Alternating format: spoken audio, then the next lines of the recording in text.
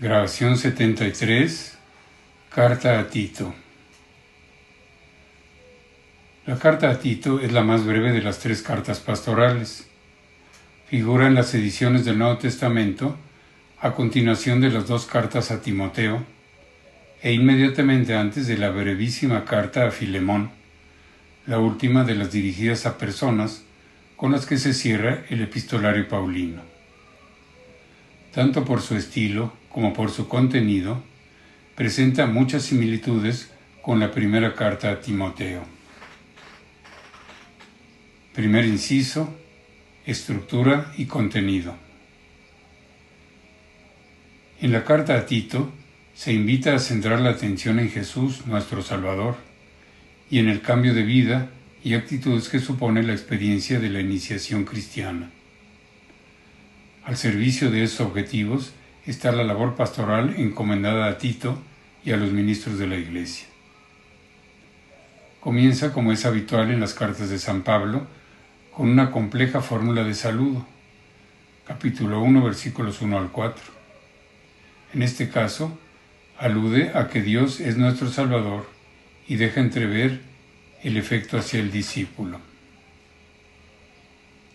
Al comienzo de la primera sección, el apóstol transmite a Tito sus instrucciones acerca de la organización de las comunidades cristianas en Creta, gobernadas cada una por un ministro con las condiciones morales idóneas para su función, y al que corresponde corregir y evitar la influencia perniciosa para la fe de los que difunden doctrinas extrañas.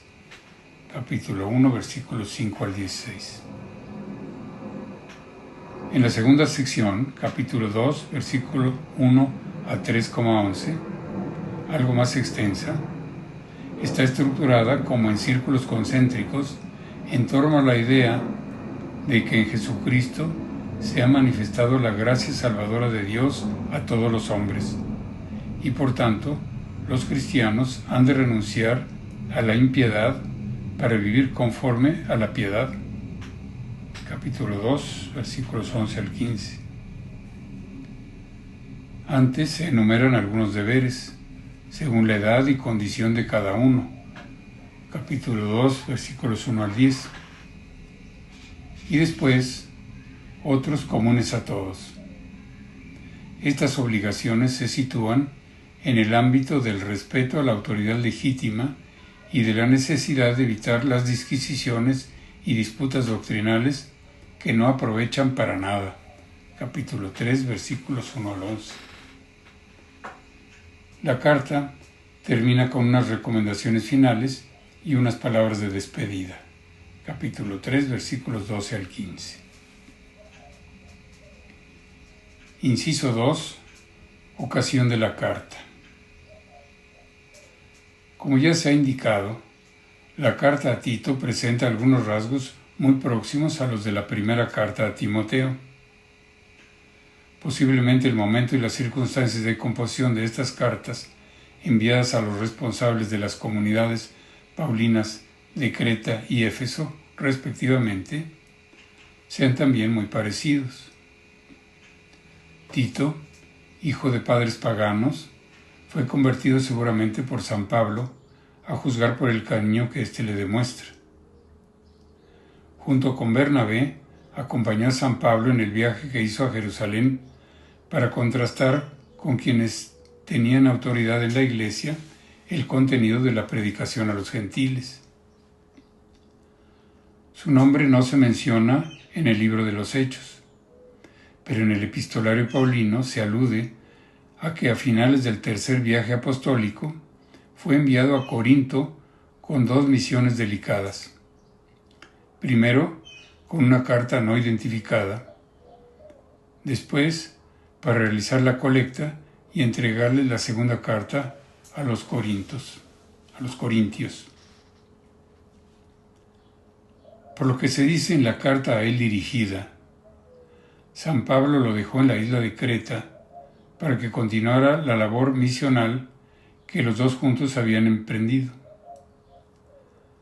Según la misma fuente, Tito debió permanecer en Creta hasta que Artemas y Tíquico llegaron a relevarlo.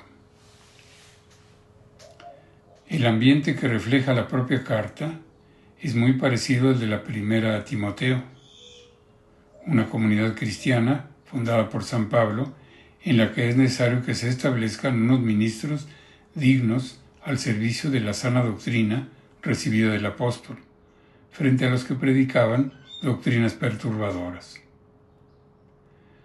Como ya se indicó entonces, esta carta, al igual que aquella, está redactada con un vocabulario y estilo literario un tanto peculiares dentro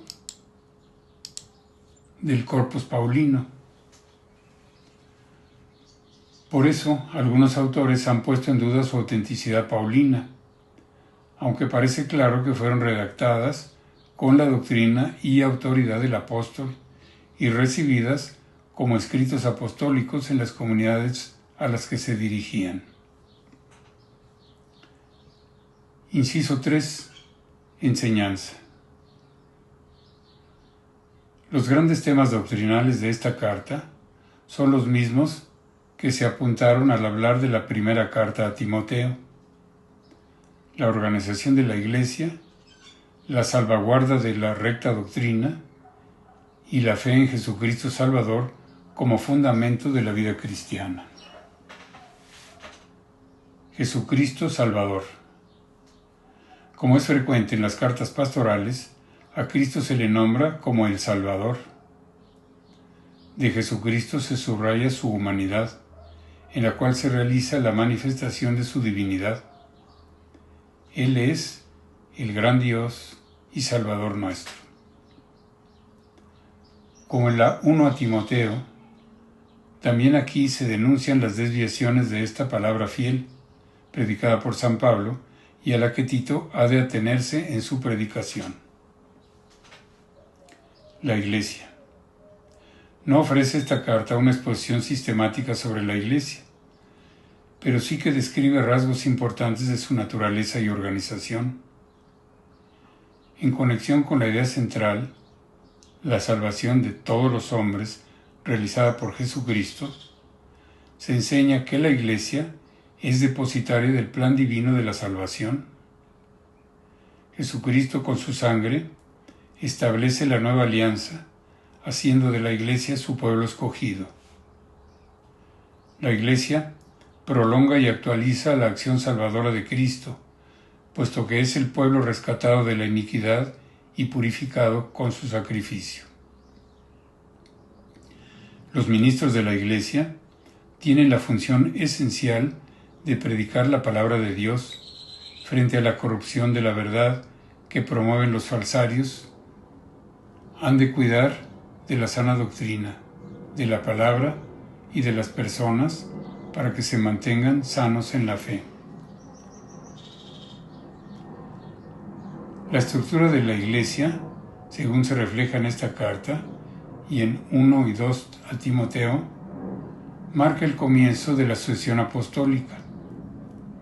Primero está la autoridad del apóstol, presente o ausente. En segundo lugar, éste delega su potestad en su representante. Tito había recibido anteriormente encargos puntuales, pero ahora recibe atribuciones más amplias en la enseñanza, predicación y gobierno de la comunidad. Además, como la misión que le ha sido encomendada ha de perdurar, debe elegir continuadores en la guía de la comunidad. Son los presbiteroi episcopoi. Aunque no existe aún una distinción neta entre el episcopado y el presbiterado, como la reflejada en los escritos de San Ignacio de Antioquía a comienzos del siglo II, es posible asomarse ya a los orígenes de la distinción jerárquica entre los ministros de la Iglesia. La vida cristiana. El cristiano está llamado a comportarse rectamente, porque Cristo lo ha librado de toda iniquidad. Por el bautismo y la renovación del Espíritu Santo hemos sido glorificados y destinados a la vida eterna. El principio de la vida cristiana es la salvación obtenida por Cristo, en la que se basa toda norma moral. Por la gracia de Dios somos educadores, para que renunciemos a la impiedad y a las concupiscencias mundanas y vivamos con prudencia, justicia y piedad en este mundo. El cristiano ha de esforzarse por practicar obras buenas, porque ha creído en Dios, porque se sabe redimido por Cristo de toda iniquidad, y porque la gracia lo fortalece para hacer el bien. Fin de la grabación.